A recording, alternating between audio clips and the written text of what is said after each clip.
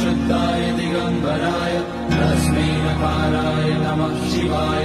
मंदाकिनी सलिल चंदन चर्चिताय नंदीश्वर प्रमथनाथ महेश्वराय मंदार पुष्य बहुपुष्य सुपूजिताय तस्मै मकाराय नमः शिवाय शिवाय गौरी वदनाब्ज वृंद सूर्याय रक्षाध्वरनाशकाय श्रीनीलकंठाय वृषध्वजाय तस्मै शिवाय नमः शिवाय वसिष्ठ कुम्भोद्गौतमाय मुनीन्द्रदेवार्चितशेखराय चन्द्रार्कवैश्वानरलोचनाय तस्मै मकाराय नमः शिवाय